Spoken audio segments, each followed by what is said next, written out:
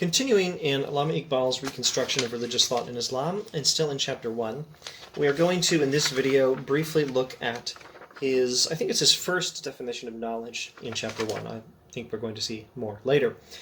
Now, the lead up to this involves a few pages of commentary on the Quran. I think I will just summarize it. He says that the Quran says that the universe is God's marvelous creation, and it says human beings are the crown of creation, and human beings are meant to know creation. Human beings are meant to develop creation and to know creation. Now let's go to his definition of knowledge. It is knowledge that establishes these connections, and knowledge is sense perception elaborated by understanding. Knowledge is sense perception elaborated by understanding. An interesting definition of knowledge. Knowledge involves experience plus interpretation. And in this case, Iqbal is emphasizing sensory experience plus understanding. And in this case, understanding the significance of sensory experience. So, there are a few ways we might approach the reconstruction and its view of religious knowledge and experience. One thing we could say, which would maybe be getting us in the right direction, would be that Iqbal is trying to reintegrate science and theology. I'm not sure that's exactly the point. Something like that is the point, though. Let's move to something that I think is closer to the point. We could try saying Iqbal is trying to integrate theology with experience. In particular, sensory experience and religious experience. Theology is not for just sitting and thinking. Theology comes from experience, and it's meant to be applied in future experience. Well, that's all true. I don't think that's getting to the heart of the matter yet. I think we come a little closer to the heart of the matter, and about as close as I think this exact moment I'm able to get us, if we say that Iqbal is trying to integrate religious experience with sensory experience. So there's, going back again to the first page, back to the preface, there is the religious experience sought by people like the Sufi mystics, where we're trying to know God directly. And then there's the experience that has been the focus of modern science, where we try to experience the world sensorially with our five senses: taste, sight, smell, hearing, touch. We know the world through sensory experience, and we draw some conclusions based on our experience, etc., etc. Both of these sources of experience are supposed to be integrated. They're both part of the human responsibility. And in fact, knowledge of God and knowledge gained from sensory experience are really supposed to be the same thing. And look at what he says here. He says, knowledge is sense perception elaborated by understanding. So,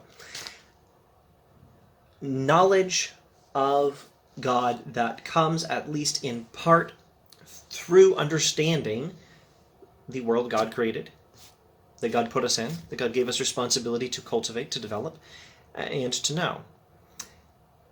Knowledge of God comes in part from knowing the world God created us to develop and to know, to be his image in. God created human beings in his own image, right? But also, you can phrase this differently.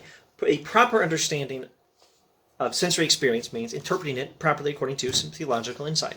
Having a proper understanding of the world as a revelation of God is how we're supposed to think about God, and it's also how we're supposed to think about the world. Sense perception elaborated by understanding. We're supposed to have theology plus sensory experience integrated, or religious experience plus sensory experience integrated. He quotes again from the Quran, and he says, "The point of these verses is that man is endowed with the faculty of naming things, that is to say, forming concepts of them. Forming concepts of them is capturing them. Thus, the character of man's knowledge is conceptual, and it is with the weapon of this conceptual knowledge that man approaches the observational aspect of reality." Note his language. When we study the world through science, we are knowing an aspect of reality. We're knowing reality. We're doing something important. Iqbal's a fan of science. But what we are knowing is an aspect of reality and not the whole of it. Anyway,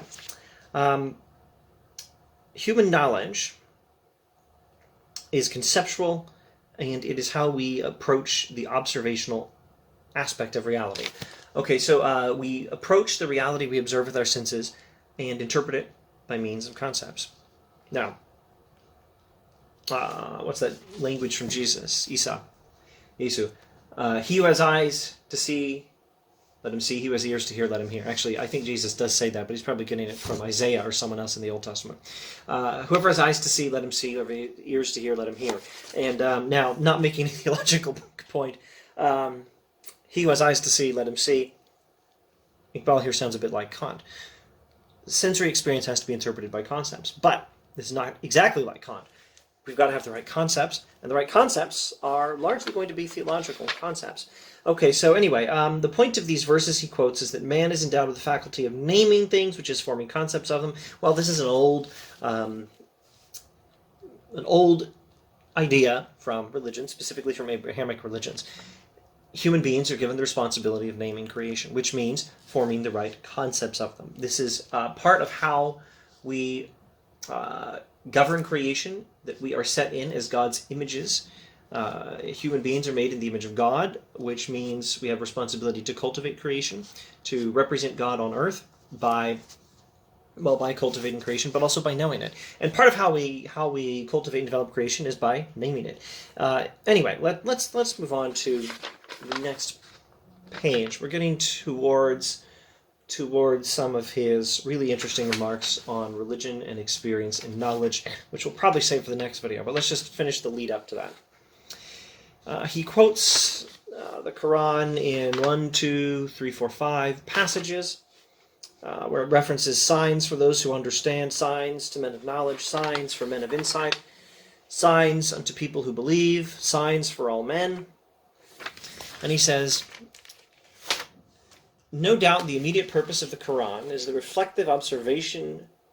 No doubt the immediate purpose of the Quran in this reflective observation of nature is to awaken in man the consciousness of that of which nature is regarded as a symbol. So the Quran talks about reflective observation of nature, observing the world with our senses and thinking, reflecting on it.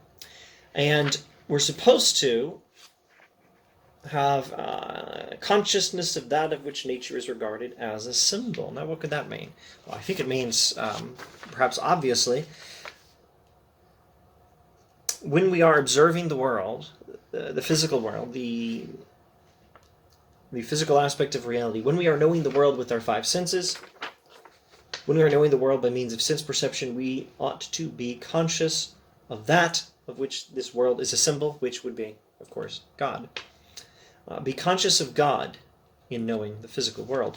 But the point to note is, Iqbal continues, the general empirical attitude of the Quran, which engendered in its followers a feeling of reverence for the actual and ultimately made them the founders of modern science, it was a great point to awaken the empirical spirit in an age which renounced the visible as of no value in men's search after God. Now, I am not in a position to assess these all too brief remarks on the history of thought. Were there a little more time, we could rewind and look at some other things he says. I believe we had some brief comments on them in earlier videos in this series. But he has said some things about the history of thought and how, with some influence from Greek philosophy and from Christianity, the world, the age, in particular the modern age, and Western thought tended to denigrate the visible world, the physical world. I have some doubts as to whether this is entirely accurate. As a description of Western thought influenced by Greek philosophy and by Christianity for these centuries he's referring to. But at worst, it's probably only a caricature, which is to say it's not totally wrong, even if it's not the full truth. But anyway, let's just set this aside as a disclaimer, where I'm saying I'm not sure I can evaluate the history of thought he's describing here and say that he's entirely correct. I have some doubts as to whether this is entirely correct, but good grief. Look at what he says. This is interesting. This I can comment on. The general empirical attitude of the Quran engendered in its followers a feeling of reverence for the actual and ultimately made them the founders of modern science. Well, that's another thing I can't evaluate. Origins of science, some people point to the Reformation, in fact. Lectures on Calvinism by Kuyper pointing to the Reformation.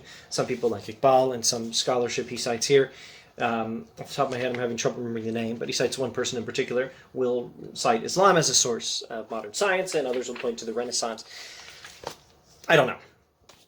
I'm not enough of a historian of science to comment on that, but at any rate, again, with the disclaimer that I'm not sure I can comment on that, let me at least comment on what I can comment on, and let's go back to the text, and this time I'm really going to comment on it.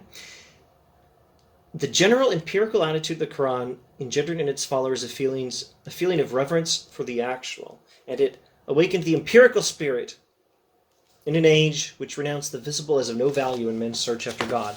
What is he saying about how we should be thinking? What is he saying about what the Quran teaches, how the Quran teaches us to think? It teaches us to think the physical world is of great value in our search for God. He's saying religion is empirical. He's saying religion wants us to investigate the world empirically, and that not limited to Sufi-style mystical experience of God, but that including sensory experience. Religion tells us to study the world sensorially, specifically Quranic religion. Now, having said that, let's shut up about Iqbal for the duration of this video. We'll get to some more remarks on what he says about religion and experience and knowledge in the next video, I expect. In this video, I will set him aside and say one thing in closing. Another thing I'm not in a position to evaluate is whether he's getting the Quran as such correct. I'm not a Quran scholar, nowhere near it.